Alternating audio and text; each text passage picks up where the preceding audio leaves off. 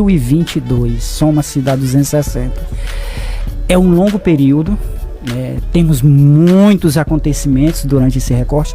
E assim, às vezes a gente reflete só nessa questão, que é o período em que Campo Maior nasceu, vamos dizer assim. Se a gente voltar para o período que ele foi, o processo de gestação, de formação, isso aí vai levar mais uns 80 anos também. Porque Campo Maior não surgiu do nada, né? Foi um processo lento até chegar a 1762, né, onde nós temos a oficialização da emancipação política de uma das cidades mais importantes, mais emblemática da história do Piauí e em alguns momentos também do Brasil, né, Marcos? Então, nós, Campo Maurense, nós temos esse dever de, até porque o papel da história, Jéssica e Marcos, é esse, ela te oferece essa possibilidade de você ter um senso crítico das coisas, né, de você poder avaliar o momento que estamos vivendo. Por que o turismo ainda não desenvolveu a contento? Por que a economia ainda não chegou ao momento certo? Ou seja, essas questões, educação, saúde, turismo, literatura, ou seja, qualquer aspecto que você queira analisar, que você queira refletir, a história, como qualquer outro conhecimento, ela vai te dar um norte. H. Dobal, poeta piauiense muito conhecido, ele escreveu um poema que eu acho magnífico, o El Matador, né, que ele fala de um grande matador de índio, João do Rego Castelo Branco. Foi um cara que exterminou. Então, assim, é um poema muito conhecido no Piauí, o El Matador. E depois um outro estimado amigo nosso, filho de Campo Maior também, grande intelectual, jurista, juiz, poeta, Elmar Carvalho, fez o El Pacificador. O El Matador e o El Pacificador. E nesse poema, Elmar Carvalho, no El Pacificador, ele fala da figura de Bernardo de Carvalho, né? Exaltando. Bernardo de Carvalho, para quem não conhece, foi um dos primeiros fazendeiros da região, instalou uma das primeiras fazendas, que também é motivo de polêmica, né? Que é a famosa fazenda Bitoroccara. Ninguém sabe onde fica.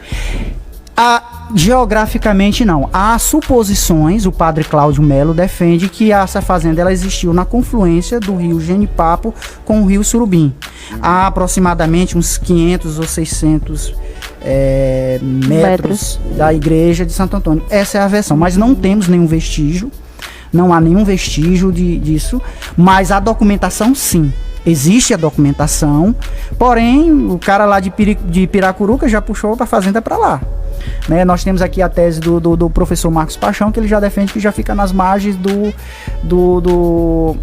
Parnaíba. Porque Campo Maior, ela acompanhou a evolução da história brasileira. Né? 1762. Então nós vamos ter Campo Maior do período colonial, Campo Maior do período imperial, Campo Maior do período republicano, ou seja, nós praticamente nós Campo Maurense vivenciamos todo o processo evolutivo do país. Então é muita complexidade, né? As pesquisas ainda são poucas, né? Diante de de um período tão extenso, requer muito mais pesquisas, né? A gente apenas tem uma fatia, uma porção disso. Eu estou trazendo algumas novidades, né? Inclusive eu estava falando com o Flávio, ficou encantado quando eu falei da questão da música, ou seja, há tantos temas que ainda não foram explorados, mas que eu creio que não tem mais volta esse processo, né? Não tem mais volta. Eu acredito que outros pesquisadores vão pesquisar e isso vai ser bom para a sociedade. Então, falar de Campo Maior nesses 260 anos é você falar de uma fatia considerada, mas ainda você não compreendeu todo. O papel do negro também tem que ser analisado aqui também, Marcos, porque a escravidão em Campo Maior, ela tem uma característica diferente da escravidão que foi desenvolvida na exploração do ouro lá no sul e sudeste. Da cana-de-açúcar. Da cana-de-açúcar, isso. Do café. Então, a nossa escravidão, ela tem uma outra dimensão, né? E Campo Maior, a escravidão, ela teve um papel também muito fundamental. Ele era solto, campeava junto com o patrão, com o vaqueiro, com o fazendeiro, né? Então, assim, existe esse abrandamento, essa suavização em relação ao resto da escravidão que aconteceu, não apenas no Brasil, Marcos, mas no mundo. No mundo inteiro. Ou seja, às vezes a gente se pergunta, poxa, Campo Maior foi tão atípico assim que fugiu do modelo global de escravidão, porque o modelo global de escravidão, seja lá no mar Mediterrâneo, seja na Europa, seja nas Américas, era exploração, escravidão, sofrimento.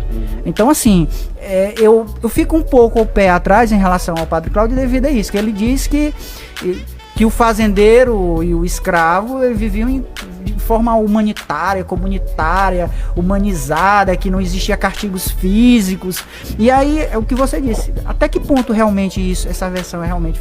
E aí veio uma historiadora que eu gosto muito, a Tânia Brandão, ela escreveu o Negro na Formação Social do Piauí, e ela já traz uma versão diferente.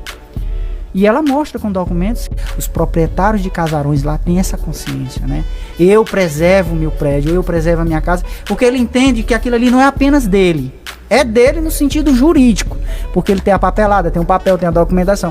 Mas, para além da questão jurídica, tem o cultural, o turístico, o econômico. E ele entende que aquilo ali, não, a minha casa também é um patrimônio da cidade. E tem esse filão. E nós estamos desperdiçando isso, infelizmente. Não existe política cultural. Infelizmente não existe uma política sistemática, planejada, né? O que a gente tem aqui são ações individualizadas, ações voluntárias, eu de um lado, a Jéssica do outro, todo mundo, ou seja, cada um fazendo, mas não tem essa articulação com o poder público, infelizmente. E os próprios políticos, de forma praticamente quase em aspecto geral, não tem essa visão, não tem esse entendimento de que nós temos um segmento econômico que pode gerar renda, que pode gerar divisas, que pode ajudar a solucionar o problema, como você está dizendo, já que a gente não consegue industrializar, então esse é mas eles não têm esse entendimento, é incrível. Pelo contrário, é o contrário, né? É o contrário, infelizmente. E quem perde, logicamente, é a sociedade, a cidade, né? Que a cada dia a gente sente muito essa perda. 2018 foi o ano que mais se destruiu prédio histórico em Campo Maior, por 2 fatores. O primeiro fator foi o inverno. Foi um inverno